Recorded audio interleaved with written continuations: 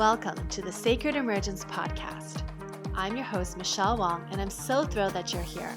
This is a place where you'll be guided to living your most aligned life so that your truest, most radiant self can emerge. We'll be jamming on topics ranging from spirituality, entrepreneurship, to wellness and lifestyle design, and everything in between that can support you to grow, evolve, and shine, all the while not taking ourselves too seriously. So if you're ready to step into your leadership, break through limiting beliefs, own all of who you are, and expand in abundance, grab yourself your faith cup of tea and let's dive in.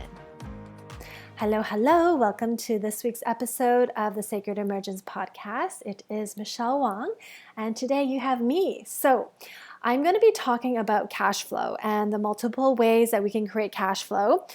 This is information that I really wish I was taught in high school or even earlier than that. And for the longest time, actually in my late 20s, early 30s, I was actually teaching a lot of workshops on this.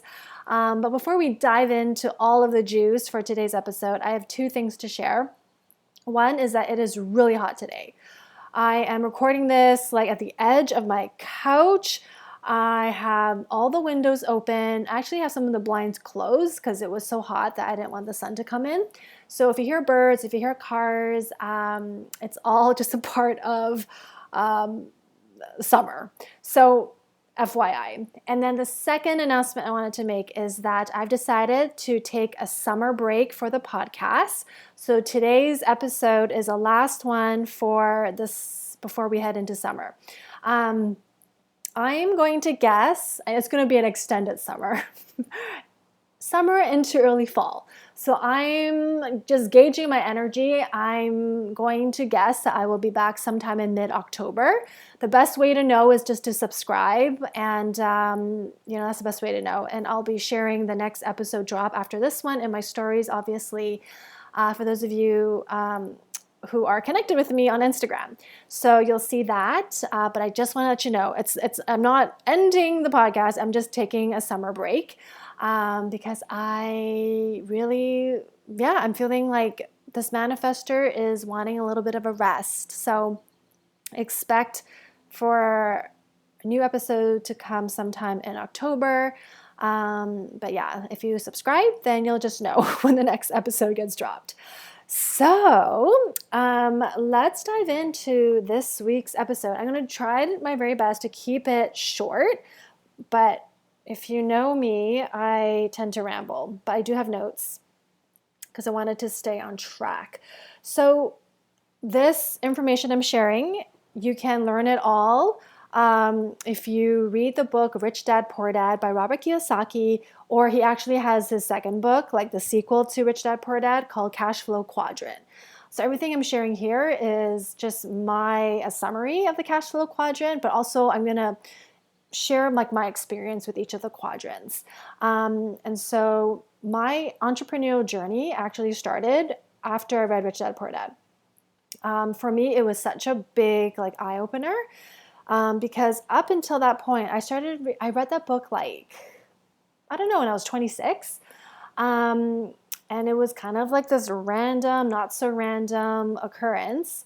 But before then, there were only two things that I really knew, that I was really conscious of. It was okay, I got to get a job so I can get paid, right?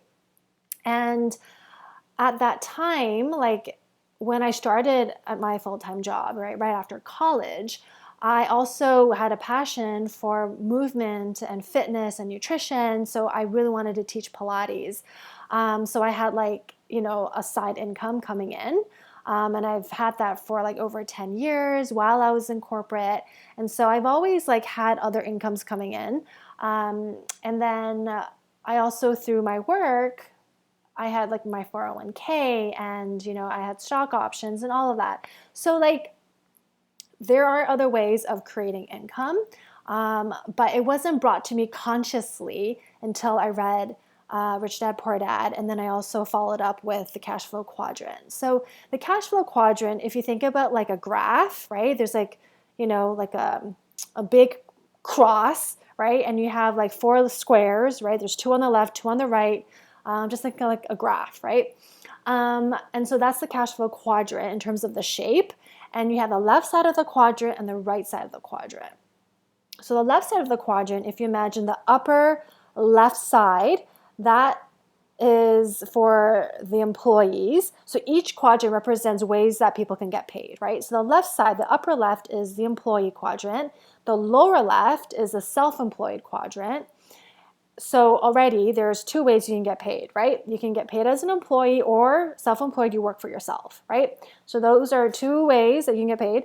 And then on the right side of the quadrant, the other two ways you can get paid, the upper right side of the quadrant is a business owner, and then the lower right are investment, if you're like an investor. So those are the four main ways that Robert Kiyosaki has shared around. Here are like the main ways you can earn cash flow, right? And obviously in each of the categories, there's, it breaks down to more nuanced ways. And so for me, I always landed in the employee quadrant, right? For the most part. And there's pros and cons to each, right? Each one of them has pros and cons. But for the longest time, I was like, I don't even know how to get to the business owner quadrant. But when I learned about this quadrant, like all of it, I was like mind blown. And I was like, I only know of the employee quadrant. And like, I guess as a Pilates teacher, I was kind of making money on the side. So I never saw it as like my own business. it was extra cash, right? It was just a passion of mine. It was extra cash coming in. But if I did that only, then I would be self-employed, right? Just to kind of give you an example. So if you are a Pilates teacher, if you're a yoga teacher, if you are, an accountant, and you have clients, like all of those fit into the self-employed. And again, there's pros and cons to each. And so let's talk about some pros and cons of the left side, and then I'm going to talk about the right side. Because, when I was teaching this workshop, I was building a business. I really wanted to go from the left side of the quadrant to the right side, because honestly, I didn't really want to trade dollars for hours. And I've learned so much since hosting those workshops, and it's been like over 10 years ago since I did that I've learned so much, and I've gained so much perspective. And so I just felt this pull to talk about it, because I'm shifting things and how I'm doing my business. And if you've listened for the past episodes, I recently went back to corporate.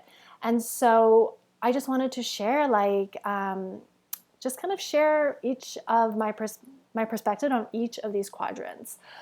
And also, I'm hoping this will inspire you to consider other ways where you can make income, because you don't have to be locked in one quadrant.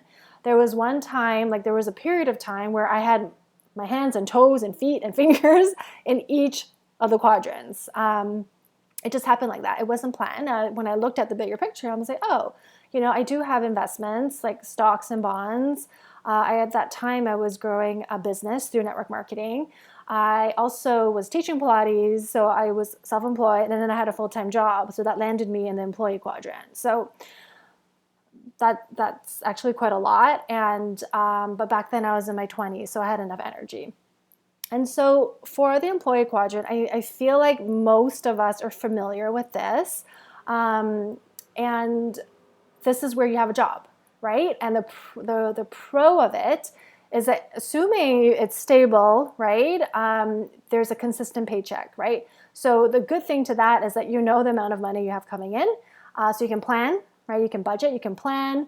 And a lot of times, if you are working for a bigger company, there are benefits, health benefits, retirement plans, all the things. And there's also, because you are working with other people, typically you have colleagues, coworkers, for better or worse. So you're not by yourself all the time, right? If you tend to be more social. So there's some of the benefits there. I think what people think is a benefit sometimes is a perceived benefit, because, and this is the part that always got me, because you can lose your job at any time, right? For whatever reason, even if you're doing a great job, if the company has to reorg, or they have to lay people off, or they merged with another company. There's always like, nothing is ever guaranteed, right? So it's always, I feel like it's a perceived security when at any moment you can lose that job. So I always say, like, it's really smart for people to have a second income, right? It could be a side thing, just like when I was teaching Pilates on the side, or if you have like real estate investment, like something to support you. And I think this is true for whichever quadrant you're in. It's actually a good idea to have other streams of income. And this is just for, just being smart and having our own protection. Okay, so the employee quadrant is that, and you're working for someone, right? So your time isn't necessarily yours. It is kind of trading dollars for hours. Some people say you're trading skill set for money, but really, if you look at it, even how things are calculated, it's based on time, right? They break it down into how much you're getting paid per hour, even on the pay stub, right? But your value, like depending on your role and your skill set, then you're being valued differently in terms of your pay. And yeah, for those that don't like having a boss, don't like being told what to do, I know plenty of people who like will not survive in a corporation, or having having to do the same thing over and over again. So there's also personality differences there and personal preference there. And then the self-employed, so as a Pilates teacher, and when I was, I still am, doing my human design readings and sessions, and it was falling into self-employed. And the thing with the self-employed is that you own your job, you own your time, you own your job. And that's a good thing if you like freedom, right? I love it. Like, it's just it's really nice to be able to dictate your own schedule. You're your own boss. And there's a caveat. It is, if you don't work, you don't get paid, right? Like, you need to be able to charge enough or have enough clients that it could support you, especially if you are doing this full time. And it takes time to build up to full time. And so I always recommend, like, it's actually really smart if you're interested in having a business, that you keep your day job, right? And I've interviewed plenty of people on the podcast and they all share the same thing. And so with that, the downside is when you're first starting, it takes time to build. Of course, everyone is different. Some people like really quickly, depending on their skill set and their connections, they might already be successful when they, decide to do this, whatever their business is. That's the thing, though. The self-employed sometimes can get mixed up with the business owner quadrant, right? The business owner, remember, is the upper right. Self-employed is bottom left, right? The lower left. The thing is, with the self-employed, there's this saying out there that it's like, it's only entrepreneurs, self-employed, would sign up to work 80 hours for their business. And like, only them would be that crazy that they would like dedicate so much of their time in order to make their business work, right? So that's one of the pieces where the risk here is, like, in the beginning, you might not be guaranteed money, cash flow coming in. And so there's a risk there. And in order to get more money, you either have to raise your rates or increase your clients, right? Or you do both, right? So in terms of the wiggle room of getting more cash coming in, it's not all hunky-dory, and you're by yourself a lot unless you join, a mastermind, or you're investing in something where you're not by yourself. But ultimately, you're responsible for the money coming in and for your self-employed business. Now, I feel like it depends, right? Because as a self-employed, let's just say it becomes very, very successful. You can go from self-employed and switching it over to the business owner quadrant. And the difference between self-employed and business owner quadrant is that as a business owner, you have a system that is working for you, so that if you don't work, money is still coming in. So as we move to the right side of the quadrant, we're starting to play with more exponential time. We're starting to play with more passive residual income, right? Where you getting money, you having money coming in is not tied to your actual effort. And this is where, we're talking about franchises, corporations, network marketing, or if you've built a business successful enough, you can start hiring people.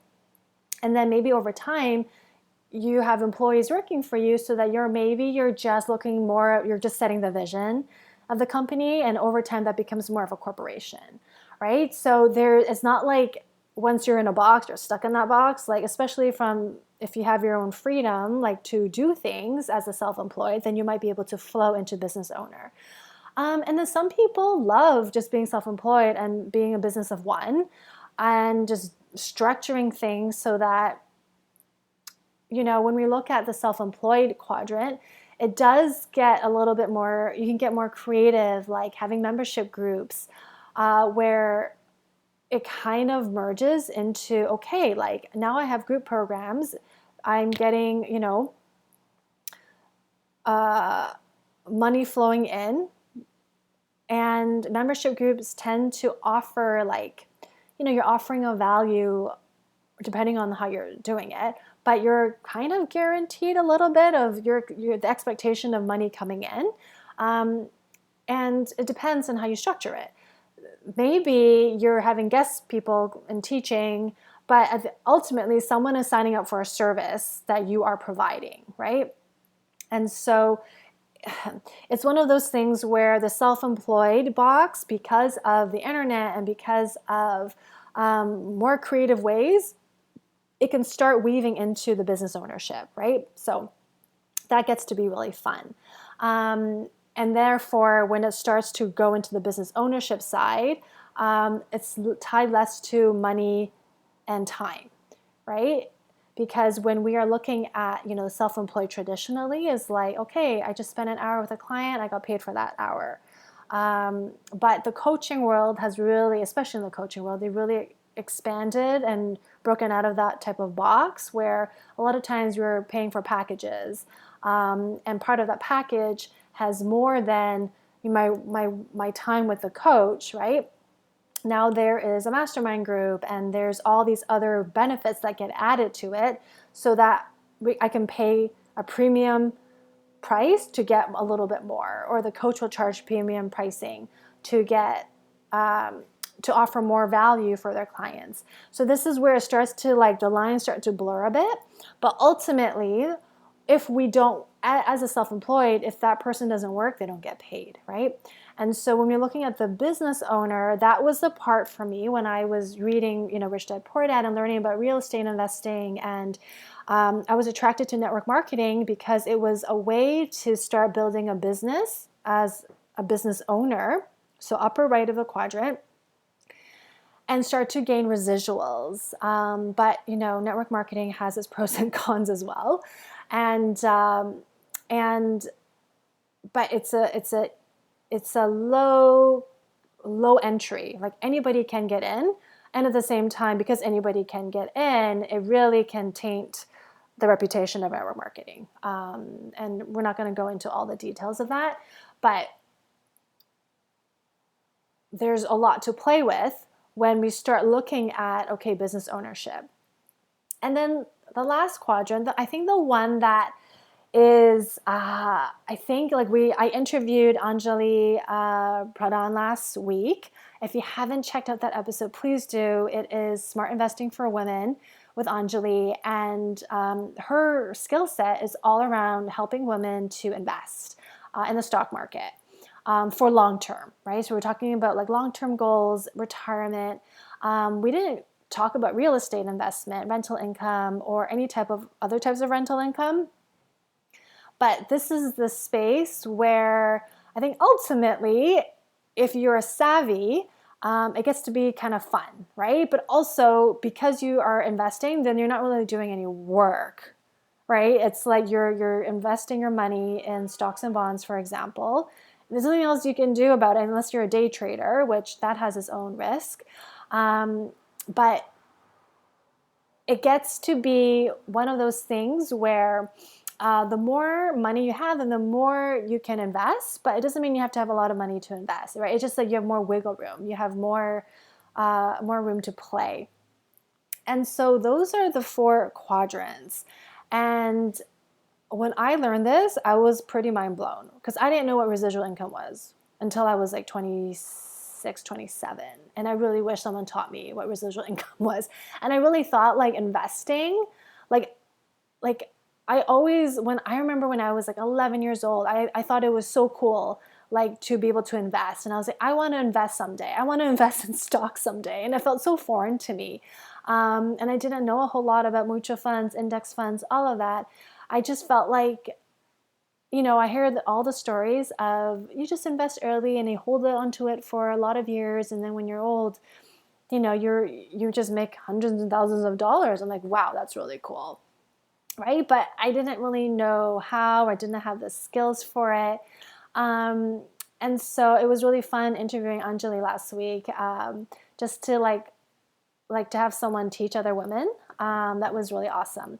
So anyways, all that to say is that I feel like it is smart to have other sources of income coming in. And it's worth doing research if you are just in one of the categories. I feel like for me, just sharing my personal experience, with my past, in terms of my past careers, I've been in corporate for the most part, and then the last 4.5 years I decided to play in the self-employed quadrant a little bit more. And then my bigger vision, like when I got clear of where I wanted to head in my life, and like when I look at like how do I envision my future, how do I want to spend my time and my energy, I'll be honest, it got clear that where I really want to spend my time in is in the investment quadrant, while also offering my passions to people. Like when I was teaching Pilates, I loved it. Like I loved, going into the studio after my corporate job and doing something completely different, and also like meeting different people. Like I love that. And I did give it a try of teaching full time, and it was not for me. It was too unstable for me. And so I know that in terms of like my desires and as a manifestor, someone who's actually not meant to necessarily be doing the same thing over and over and over and over again, I feel like for me going forward, just knowing how I want my future to look like, I want to be in the investment quadrant more. It doesn't mean I want to be in there 100%, but I really want to focus more of my energy there. I want to be able to save more money so I can play in the investment quadrant more. And also, like, I decided to go back to corporate if I could find something that it really aligned with. A part of me I just got really lucky with my company. Like every day when I'm at work, I'm so grateful. And I just decided that I want to be able to have a little bit of stability at this time in my life, so that I have a little bit more wiggle room to play and experiment. And I found the right company that can offer that to me, while I still get to play in the self-employed space. Personally, I'm not incredibly interested in being a business owner. I thought I did. That was when I was doing network marketing, but I'll be honest, the network marketing business never took off for me from how it was painted to me, right? But I know plenty of people where it has been successful. And I personally don't really want to have employees. I don't want to be having people work for me. That is not my jam. So when I look at the bigger picture of things, it's like, okay, I want to focus more on the investment realm. Right now, I am really cool with doing the employee, granted that, I like the company and the mission that I am working for. I'm cool with that. And I also want to play in the self-employed, right? Like I want to continue to offer human design sessions. I want to offer like any ideas that come through group programs and Whatever ideas, like other membership groups, right? Like that, I love that. And that's cool. I like having my feet, hands, toes, fingers dabbling in different quadrants. And for you as a listener, like I think it's worth exploring and seeing, especially if you're just in one, start playing in others. Like maybe it's okay, like how can I look at investing more? And then there's so many different types of investments, right? I think it's common to invest in ETFs. Is that EFTs or ETFs? I forget. I think it's I don't remember. Maybe it's EFTs, electronic funds transfer. I don't know. I forget what they stand for. I think it's EFTs. Anyways, index funds. I think that is the same thing. Or like, yeah, possibly real estate investment, or like investing in, I don't know, foreign exchange, forex. There is crypto, although I don't know what the future is for crypto, to be honest. What else? Precious metals, heavy metals, precious metals. Like I don't know. There's so many things you can look at. There was something else. Something else. And I feel like this is where, because of like social marketing and social media and the internet, there's also affiliate marketing. And I think affiliate marketing, it depends on the person. It depends if the person's an influencer. It can fall under self-employed or business owner. It really depends. I feel like if there's, if you are representing a brand and you promote someone's products and people buy through your unique link and you get a commission, that's amazing. And some of the companies, the way they structure their affiliate links, it's like as long as that customer continues to order, once they've purchased through your link initially, then you'll continue to get commission for the lifetime of that customer, right? And that starts to fall into a little bit of network marketing. Depends. Or it's like Bluehost, as an example. Bluehost is their domain, like they host website domains and all that. They have a really great affiliate program where if somebody is purchasing from your affiliate link, every time that person renews their membership or whatever, you get a kickback. And you can have unlimited number of people, obviously, using your link. And I actually, Pat Flynn of Smart Passive Income, back in the day when he was, sharing his monthly income from all passive income from all of his affiliates, Bluehost was one of the major ones that he got a lot of income from. Anyway, so there's so many different ways that we can create income. And I feel like affiliate marketing is so good because you already have a product that you don't have to really be responsible for. You're just, sharing how much you love it, integrity, right? And then recommending people to try it out. And if they purchase from your link, then you get a kickback. That's another way to get income that is not related to your time or your energy. So I always see that as passive or residual income as well. So that can fall, I don't know where you want to put that in the category. Somewhere on the right side of the quadrant because it is more residual. Anyways, I don't know if this is helpful. I know that I wish I knew this information sooner. And also a part of it is like when I read Rich Dad Poor Dad, I was a little bit anxious because I was just like, I really feel like I want to get a head start. I want to like start, creating other ways to create income, but I didn't know how. Or at that time, I didn't know of a good network marketing company. It was only a few years later that I, came across the one that I ended up working with. But there's all these ways, and really, I think a part of it is to get started something with that is lower risk, right? So affiliate marketing might be a good one. I think Amazon has affiliate. They've changed it over the years, but definitely if you can have a business that's all around affiliates, right? And you can be a referral website and offer really good value and products that you like. And if they order through that link, then you get a kickback, right? Anyways, there's all the different ways. But I think it's smart to know of the options out there and to be aware of like your energy and where are your goals? Where do you want to head? and then start making choices and decisions that can get you in that direction. So let me know if this was helpful. If it was, send me a message. You can tag me, share it in Insta stories at michellewong.xo. And yeah, I was just like, sometimes like it doesn't have to be like, okay, I need a way to find passive income, right? Sometimes it really is like following your passion, and then from there, allowing things to unfold.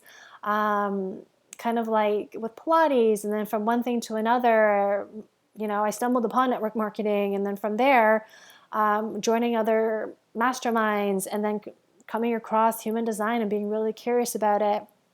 And then there's like all these different options, and just getting more clarity around like, okay, like I'm actually really interested in investing. I guess for the next few years of my life, so I'm going to play in that field a little bit. And everything gets to be fluid. And you can be in all different quadrants at the same time, just making sure that you have the right energy for all of the above. And everything does come with a caveat. Nothing is ever like 1,000% secure and safe. Everything, it always has pros and cons. So anyways, with all that said, I hope this is helpful. And if you have any questions, don't hesitate to reach out. I hope you all have a beautiful summer if you're listening to this in quote unquote more real time.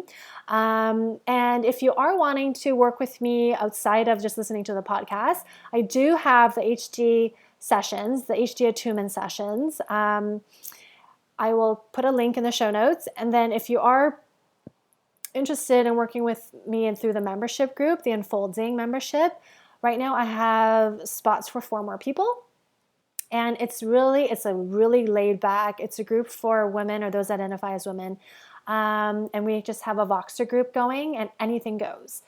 You can share, you can vent in there, you can ask questions around business or anything. And it's a really safe space. I do want to make sure it's a good fit for you and the container is a good fit for you. So if you are interested, send me a message on Instagram at michellewong.xo. And you can cancel anytime. And right now it is at $111 a month, US dollars. I might drop it to $99. That just came through.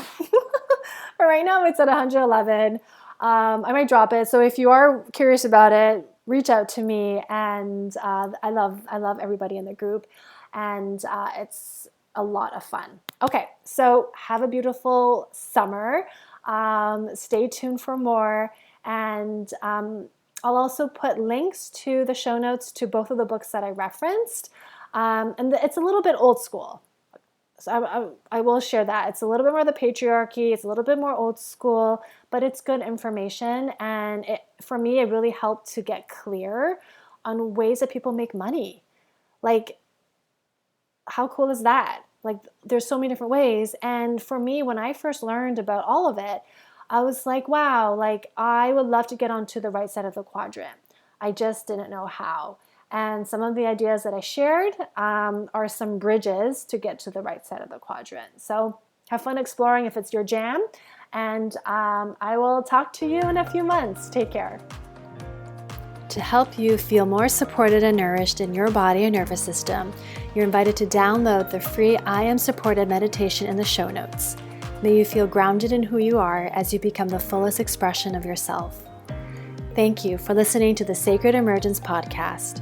Make sure you subscribe so you don't miss an episode, and thank you in advance for sharing with those who can benefit. Until next time.